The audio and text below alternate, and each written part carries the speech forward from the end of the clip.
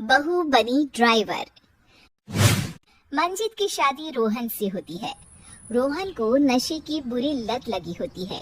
एक दिन, अरे माँ, मेरा एक साइड का शरीर काम नहीं कर रहा है।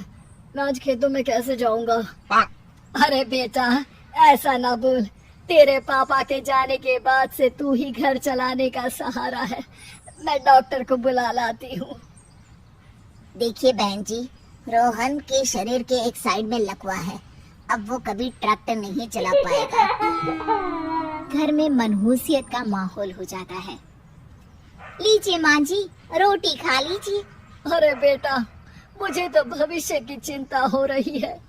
मेरा एक ही बेटा है और वो भी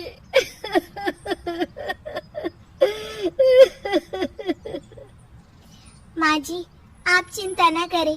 जब तक ये बीमार है मैं खेत जाकर काम कर लिया करूंगी। वैसे भी नशे के कारण इनका शरीर काफी कमजोर हो गया है। अगले दिन मंजीत खेत में जाकर काम कर शाम को घर लौटती है। ये ले बेटा, पानी पी ले। कैसा रहा काम का पहला दिन? माँ जी, काम तो ठीक है, लेकिन मैं अगर ट्रैक्टर चलाना सीख लूँ ना तो काम और भी आसान हो जाएगा।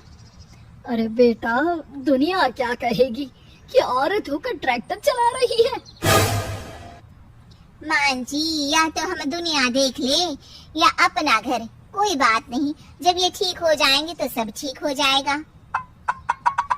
अरे बहू, जरा बाहर तो आना। जी माँ जी। बहू, तेरे मामा जी आए हैं, तूने बुलाया था ना? हाँ माँ जी, वो मामा जी ना आज से मुझे ट्रैक्टर चलाना मंजित मामा से ट्रैक्टर चलाना सीखती है। वो मन लगाकर खेतों में काम करती है।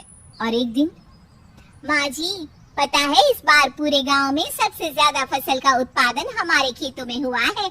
इस साल तो खूब पैसे आएंगे। हाँ। सास खुश नहीं होती है। वो चुपचाप वहाँ से जाने लगती है। तभी मंजित उसे रोक लेती है। क्या हुआ माँ जी, आपको खुशी नहीं हुई? बेटा, आज डॉक्टर साहब बोल रहे थे कि रोहन के ठीक होने के लिए 5 लाख रुपए की जरूरत है। समझ नहीं आ रहा क्या करूं। मंजित शांत हो जाती है। अगले दिन सास मंजित के पास आती है। बेटा, ये मेरे गहने हैं। इसे अपने गहनों के साथ जोड़कर सुनार को दे आ। जितने पैसे हो ले आ। डॉक्टर को आज ही देने हैं। मंजित अपने गहने और सास के गहनों को लेकर दुकान में बेचकर पैसे लेकर घर आ जाती है। माँ जी, सिर्फ 3 लाख रुपए का ही इंतजाम हो पाया है। बाकी के पैसे कैसे आएंगे? बेटा, अब तो एक ही चारा है, हमें जमीन भी बेचनी पड़ेगी। माँ, खेत बेच देंगे तो खाएंगे क्या?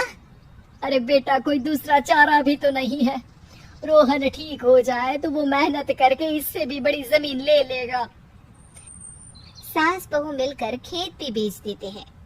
अब पूरे पैसे लेकर सास डॉक्टर के पास जाती है। डॉक्टर साहब, ये लीजिए सारे पैसे। बस किसी तरह मेरे बेटे को ठीक कर दीजिए। आपका बेटा ठीक तो हो जाएगा, लेकिन 6 महीने का समय लगेगा। सास बहू सोच में पड़ जाते हैं कि अब तो कोई जरिया भी नहीं रहा जहाँ से उन लोगों को कमाई हो। अब कमाएंगे नहीं तो खाएंगे क्या?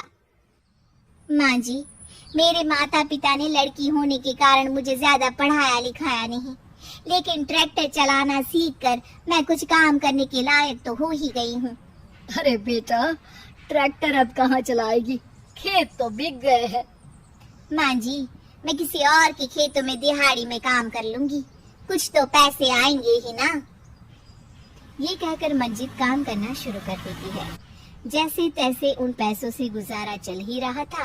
माँ जी, पास के अस्पताल से मुझे नौकरी के लिए ऑफर आया है।